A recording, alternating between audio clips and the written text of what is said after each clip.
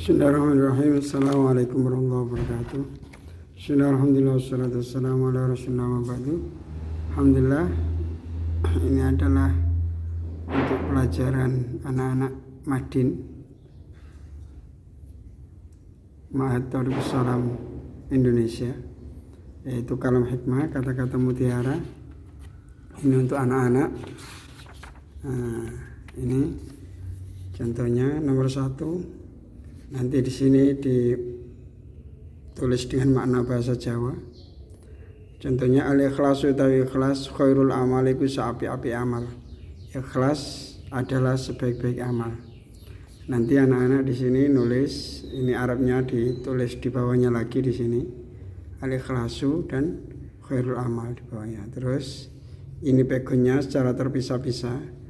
Ikhlas, terus ini yang sudah digandeng. Ikhlas adalah sebaik-baik amal. Ini yang maksudnya ADA ini ya. IKHLAS ikhlas, ADALAH SEBAIK BAIK amal. Nah, ini terus ditulis gandeng untuk melatih agar jari-jarinya bisa lemes, nggak kaku dalam nulis Arab atau nulis background. Ini ada beberapa kata-kata mutiara. Ini ditulis ulang di bagian belakang untuk murojaah.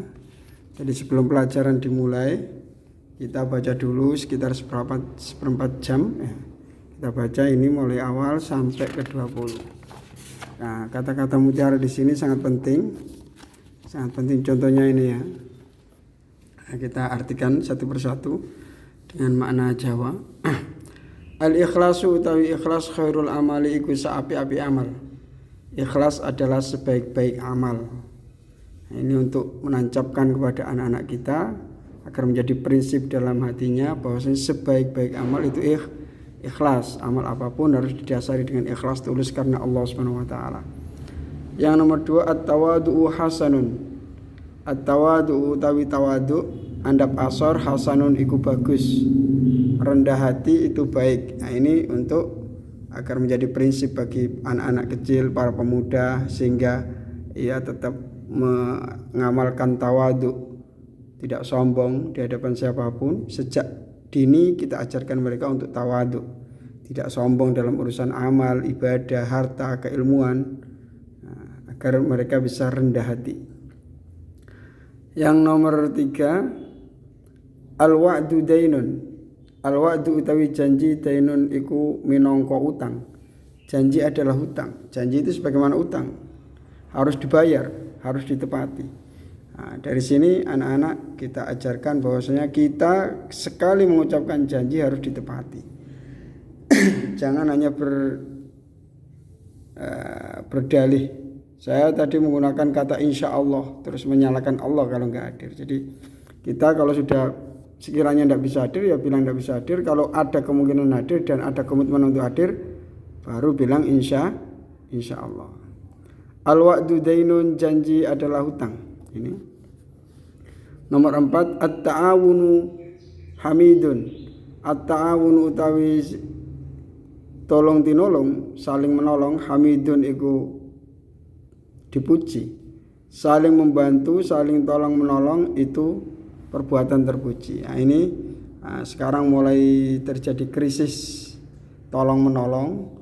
Kalau dulu orang membuat rumah pondasi atau apa itu saling tolong menolong, sekarang enggak, karena masing-masing keluarga sibuk ya. Harus dihidupkan kembali gotong royongnya ini. At-ta'awunu hamidun. Saling tolong menolong itu baik atau bagus. Yang nomor 5, at-ta'atu utawi ta'at, wajibatun iku wajib. Taat kepada Allah itu harus. Kalau tidak taat dosa. Kalau tidak taat akan disiksa oleh Allah Subhanahu wa taala. Dari sini kita akan menancapkan prinsip dalam hati anak-anak kita bahwasanya kita harus taat, kita harus nganut sama Allah Subhanahu wa taala, karena kalau tidak nganut sama Allah dosa. Yang nomor 6, an-nadhafatu sihatun. An-nadzafatu utawi bersih, sihatun itu iku sehat. Bersih itu sehat. Nah, ini dalam bahasa lain ada juga an-nadzafatu minal iman. Bersih itu sebagian daripada iman. Nah, ini mestinya yang tampak bersih, rapi, menyenangkan untuk dilihat, dipandang itu mestinya umat Islam. Masjidnya harus bersih, musolanya bersih, umat Islamnya harus bersih, pakaiannya bersih, kendaraannya bersih. Karena kita yang harus lebih dulu mengamalkan an-nadzafatu minal iman. Jangan sebaliknya. Nanti kamar mandinya kotor, ininya kotor, jangan. Nah, sedini mungkin kita ajarkan kepada anak-anak kita bahwa bersih itu sehat atau an-nadzafatu minal iman. Yang nomor 7 al-kasalu mudirrun. Al-kasalu utawi males aras-arasan mudirrun iku mbayani. Nah, ini agar anak-anak kita meninggalkan sifat malas mereka. Harus dipaksa, harus semangat. Nah, karena sifat malas tidak memberikan sesuatu kecuali pada penyesalan. Malas menghafal, tiba-tiba waktunya setoran, waktunya kenaikan kelas tidak hafal. Malas bekerja, pas butuh uang tidak ada uang. Malas beribadah, pas sudah mati tidak punya amal ibadah. Nah, ini bahaya. Makanya sifat malas harus ditinggalkan karena membahayakan. Yang nomor 8 al-bukhlu arun. Al-bukhlu utawi medit arun iku dicela. Sifat pelit itu tercela. Nah, ini anak-anak kita ajarkan untuk dermawan. Dermawan, suka berbagi, bahwa harta ini, rezeki kita ini titipan dari Allah. Titipan dari Allah. Kita gunakan untuk meraih pahala dari rezeki-rezeki kita itu. Ya, jangan sampai bersikap pelit. Ya. Nah, untuk dermawan pun harus dilatih, untuk bersedekah pun harus dilatih. Dilatih bismillah. Bismillah. Tidak usah eman-eman. 10.000, 100.000, 500.000, 1 juta. Sesuai dengan kekuatan ekonomi kita. Al-bukhlu arun, pelit itu sifat yang tercela. Yang nomor 9 at-tama'u syaqaun. At-tama'u tawi tama, serakah, syaqaun itu celaka.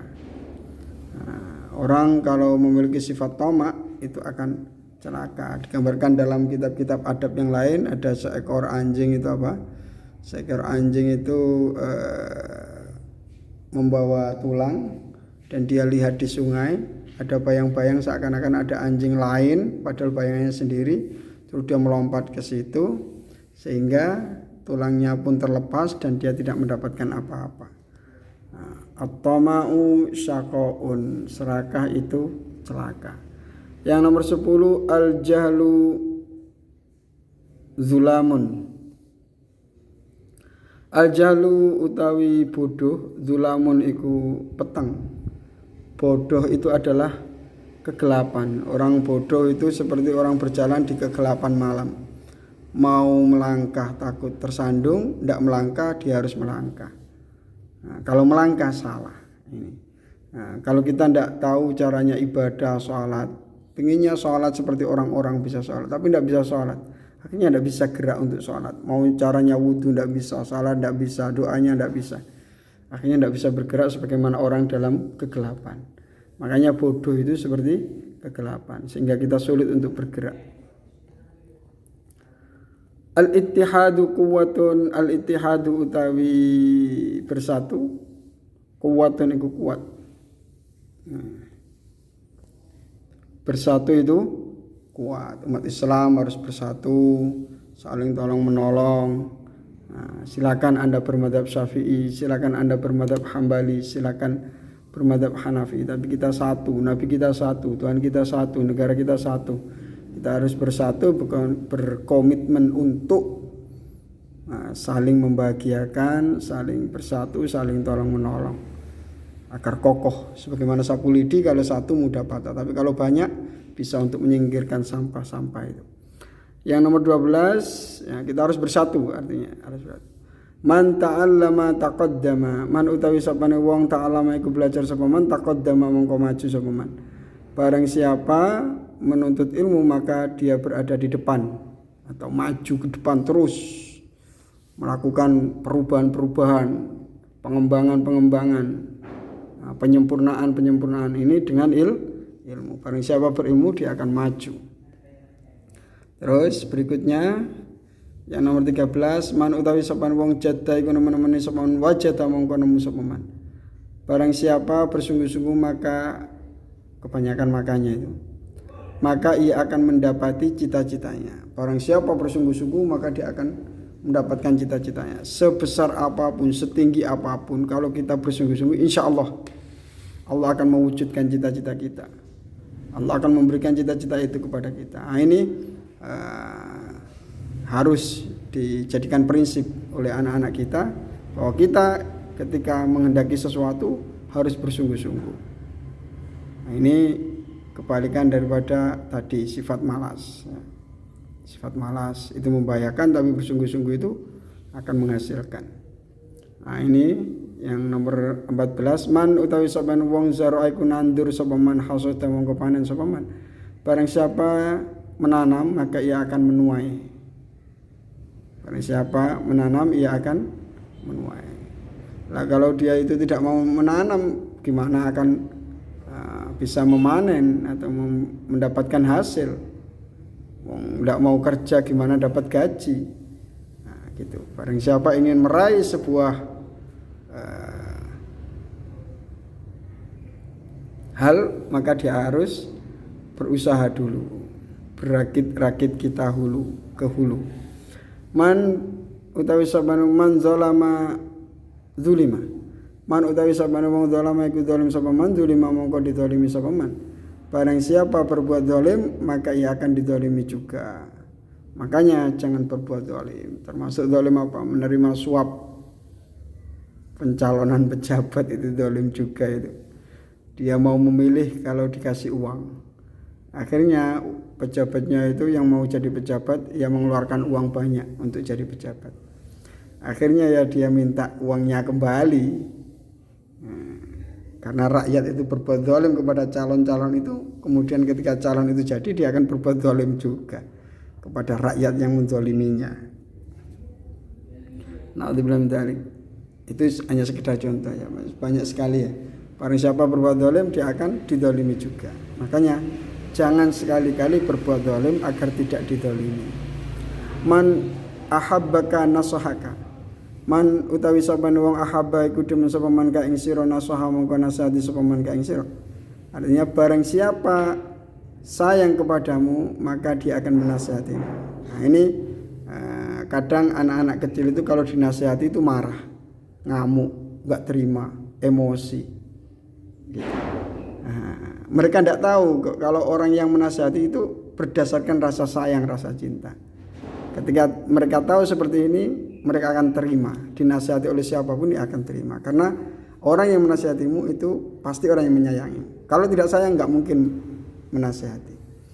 Jadi dengan prinsip seperti ini, anak-anak akan suka jika dinasihati. Oh, berarti ayah sayang sama saya, mama sayang sama saya, teman-teman sayang sama saya, guru sayang sama saya. Man ahabbaka nasahaka. Barang siapa mencintaimu maka ia akan menasihatimu. Makanya cinta itu menjaga, bukan malah mengotori, menodai, menyakiti. Tidak. Cinta itu menjaga. Man katsura ihsanu ahabbahu ikhwanuh. Man utawi sabana wong katsura iku akeh apa ihsanuhu, kebagusane man ahabba mongko demen ing man sapa ikhwanu pira-pira kancane man. Barang siapa banyak kebaikannya, dia baik sama A, B, C, D, E, F, G, semuanya dibaiki semua. Kasih apa, maka dia akan disayangi oleh teman-temannya. Ini sebagaimana tadi melatih untuk sifat dermawan. Al-bukhlu arun kalau tadi. Pelit itu tercela. Sekarang kita angkat dari hal baiknya, yaitu apa? Orang yang banyak memberi, temannya banyak. Di sini sayang, situ sayang, semuanya sayang. Karena apa? Al-insan abdul ihsan. Manusia itu adalah bahasa kasarnya budak kebaikan. Setiap ada orang baik, akan disayangi oleh orang itu. Orang itu kalau dibaiki senang. Makanya ketika ada orang baik sama kita akan sayang sama orang itu, senang, ketemu senang. Nomor 18, al-ghina ghinan nafsi. Al-ghina utawi sugih, sejatine sugih iku apa? Al-ghina utawi sugih ghinan nafsi iku sugih hati. Jadi kaya di sini kan gini, ini untuk menepis anggapan anak-anak bahwasanya kaya itu adalah orang yang mobilnya sekian, tanahnya sekian hektar. Gini, enggak. Dalam Islam itu kita menyampaikan bagaimana kita bisa ridho bima qasamahullah, ridho dengan pembagian Allah. Jadi yang dinamakan kaya di sini adalah ghinan nafsi. Kaya adalah kayanya hati, merasa terima, senang, bahagia, ya udah. Berarti kita orang kaya. Hartanya banyak berlimpah tapi tidak merasa bahagia, masih kurang ini. Walaupun hartanya banyak, tidak dikatakan kaya dalam Islam. Ya, kaya dari segi definisi ekonomi saja. Dia tidak bisa meraih kebahagiaan. Kaya adalah kayanya hati.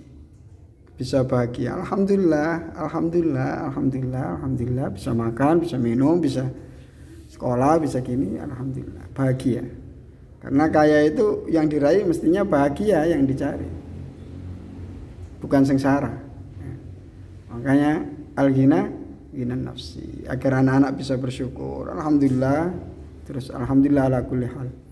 Yang nomor 19, al-ilmu hayatul Islam. Al-ilmu atau ilmu hayatul Islam iku uripe agama Islam. Agama Islam ini harus selalu hidup karena Islam ini rahmatan lil alamin.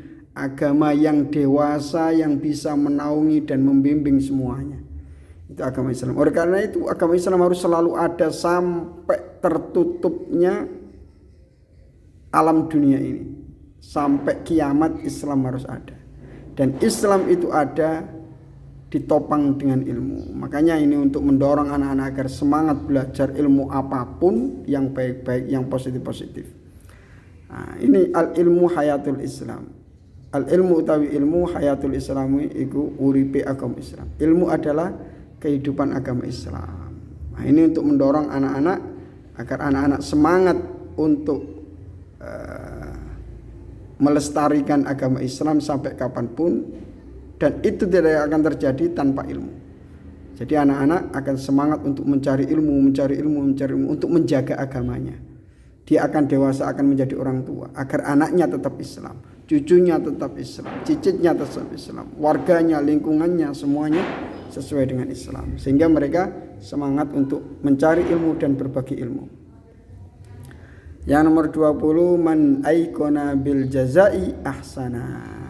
Ini man utawi sapane wong aikon iku mantep sapa man bil jazai kelawan piwales asana monggo gawe bagus sapa man. Barang siapa mantap yakin dengan adanya hari pembalasan, maka dia akan berusaha untuk berbuat baik. Saya yakin hari pembalasan itu ada. Saya ingin dibalas yang baik-baik. Oleh karena itu yang kita lakukan harus yang baik. Barang siapa yakin terhadap hari pembalasan, maka ia akan berbuat baik agar mendapatkan balasan yang baik. Nah, ini untuk pelajaran Madin Madrasah Diniyah Thariqus Salam. Masih banyak kitab-kitab yang lain. Kenapa kita harus merakit sendiri, menyusun kitab sendiri? Karena dosis di kampung tidak sama dengan di pesantren. Harus kita levelnya kita permudah sedikit. Nanti kalau sudah bisa ditambah lagi. Nah, mudah-mudahan kita dimudahkan untuk nasrul ilmi, untuk menggapai ridha Allah Subhanahu wa taala. Amin. Allahumma amin. Ihdinas shiratal mustaqim. Assalamualaikum warahmatullahi wabarakatuh.